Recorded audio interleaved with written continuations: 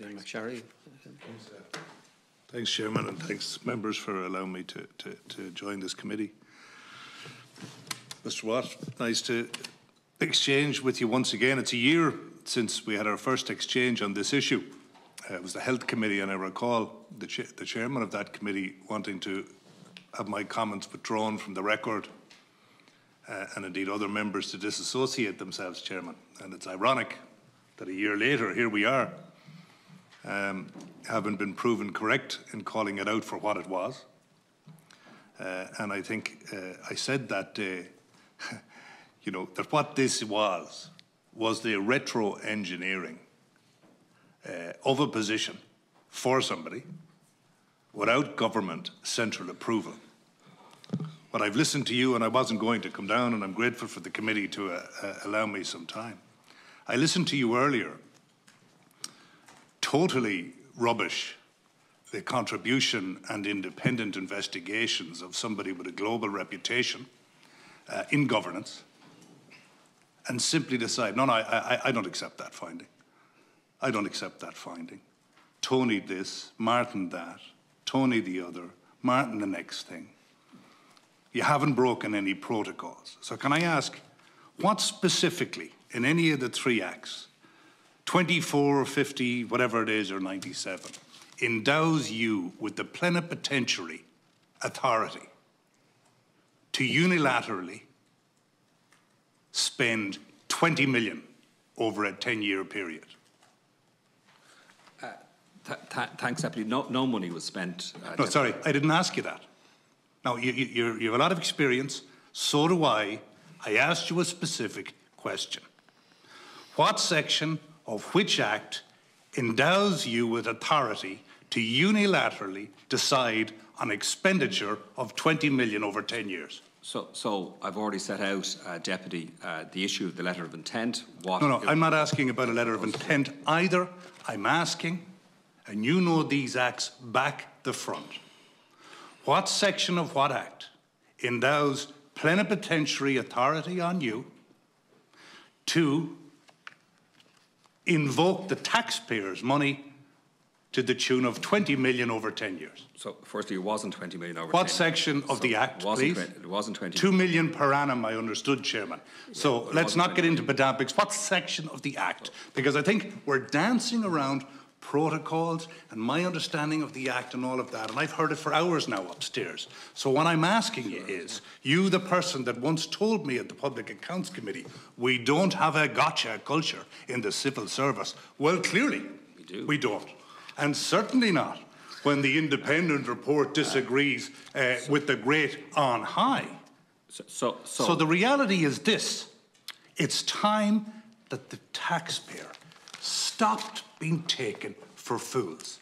They're paying you 300,000 a year, and despite the expertise of all these parliamentary party people all day, we want a direct answer.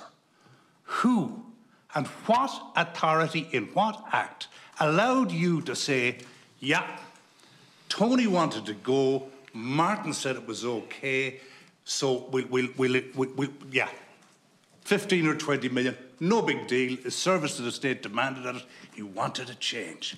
Remember the minister's interview that day?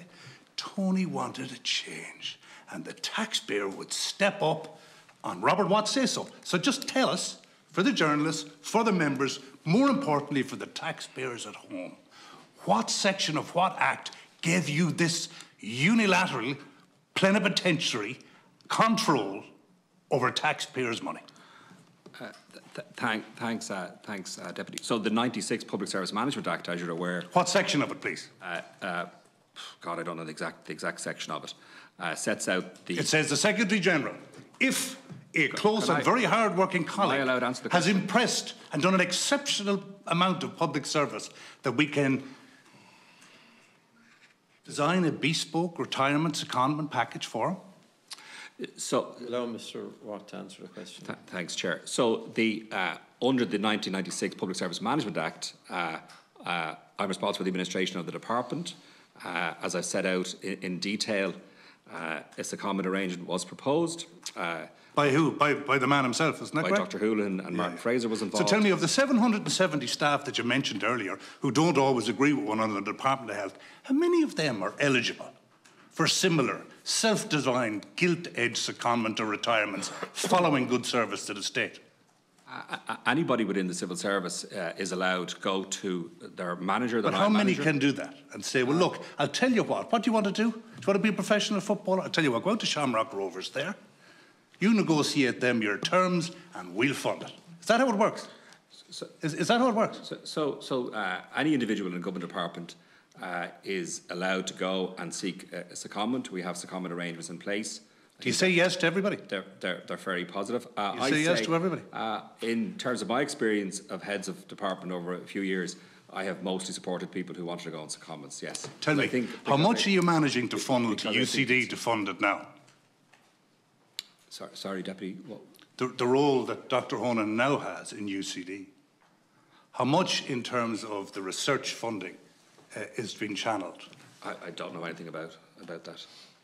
But well, I mean, you knew it all about it in Trinity. I mean, is there money going now through the department to UCD for this purpose? I think, I don't know. You'll have to ask. It's a very important question now. You have to ask University College Dublin. I think he's. No, I'm asking the Department of Health. I mean, you're the one that seems to have plenipotentiary status to dish out 10 and 15 million when it suits. I'm asking you, is there any monies going to UCD to support the efforts of Dr. Holohan in that position? So I understand that Professor Holohan is an adjunct professor in UCD. I understand, Chair, which I don't think is a paid position. But I could be wrong on that, but I don't think it's a paid position. I didn't ask you that either. Are the Department of Health giving UCD any money?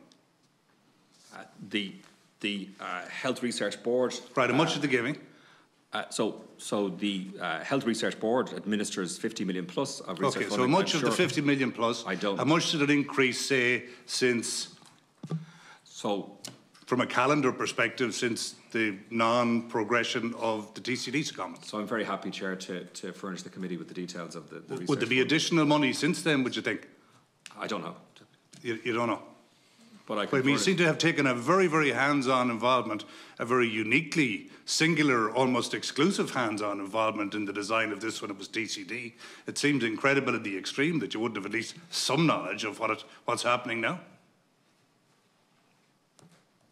No? I've answered the question, Chair, I think.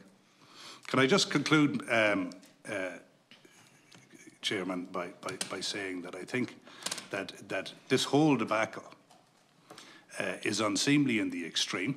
I think it calls, sadly, an excellent and very talented Secretary-General's continuance in their position into question.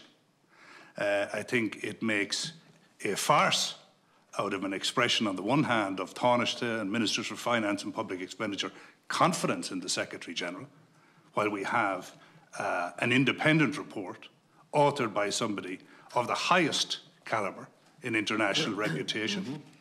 And I think that it is just not credible for people to, on one hand, express confidence either in the Secretary-General, to welcome the report and not take action. And it simply makes a mockery of it. And I think if it was somebody lower down in our public services and certainly in the political world, they'd walk. Thanks.